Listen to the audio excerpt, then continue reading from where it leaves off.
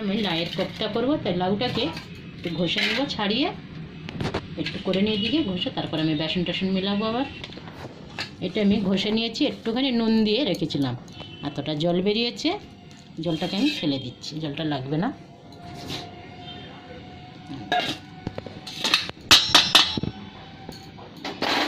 এবার আমি এর মধ্যে বেসন দিচ্ছি, এক হাতা বেসন দিয়ে দিলাম। এবার আমি এর মধ্যে এক এক করে মশলা দিচ্ছি। এখানে অল্প একটু হলুদ দিয়ে দিলাম,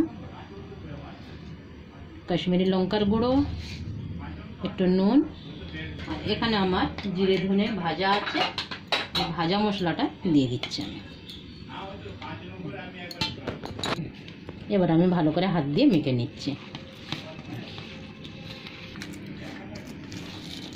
এটা আমার মাখা হয়ে গেল খুব সুন্দর। এবার আমি গোল গোল এরকম ছোট ছোট বড়া বানিয়ে নিচ্ছি।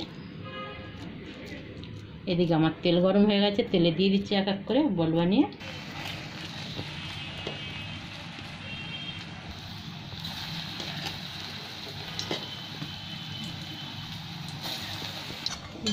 কোপ্তাগুলো আমার ভাজা হয়ে গেছে, এবার সব উঠিয়ে নিচ্ছে। এই তেলের মধ্যে একটু জিরে আর তেজপাতা ফোড়ন দিয়ে দেবো, দুটো তেজপাতা দিয়ে দিলাম, একটু গোটা জিরে দিয়ে দিলাম। এবার আমি পেঁয়াজ ঘষে রেখেছি, পেঁয়াজটা তুলে দেবো। জিরাটা তেজপাতাটা ভাজা হয়ে গেছে। আজকের আমাদের বারবার লাইট চলে যাচ্ছে, তার জন্যে মুশকিল হচ্ছে একটু রান্না করতে। তেজপাতা দিয়ে ভাজা হয়ে গেছে, পেঁয়াজ তুলে দেবো।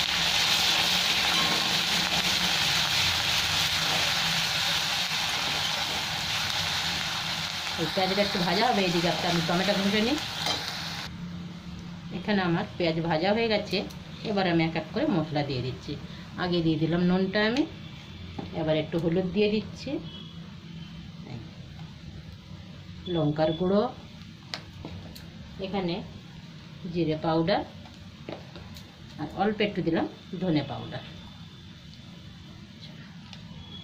এবার মশলাটাকে ভালো করে ভেজে নেব একটু।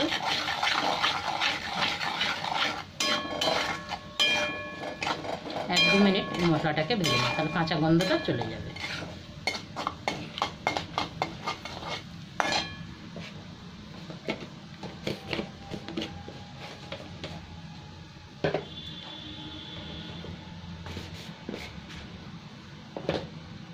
এবার আমি এই টমেটো ঘষে রেখেছি দুটো, এটা দিয়ে দিলাম।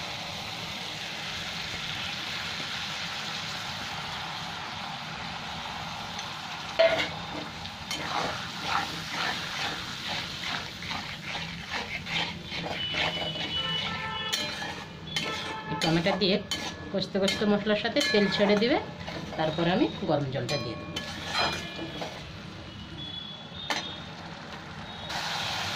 এখানে মশলার থেকে তেল ছেড়ে দিয়েছে, এবার আমি এক চামচেরও অর্ধেক আমি বেসন দিয়ে দিলাম।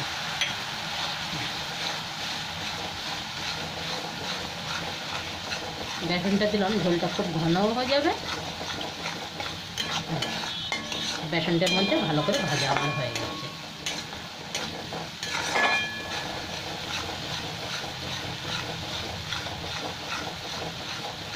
এদিকে জল গরম বসিয়ে দিয়েছি, জলটা ফুটে গেলেই ঢেলে দেবো মশলার মধ্যে।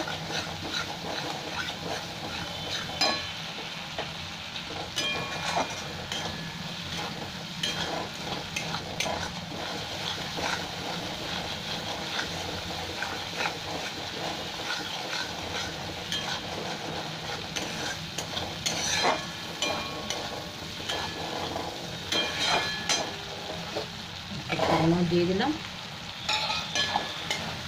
ভালো করে ভেজে নেব।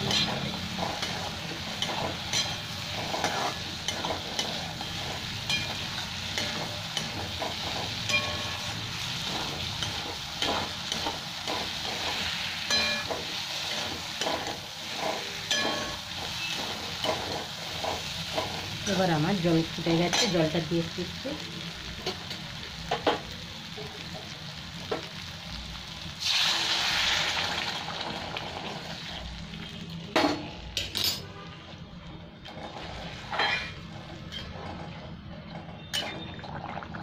ঝোলটা ফুটে গেছে, এবার আমি গরম মশলা দিয়ে লাভিয়ে নিচ্ছি।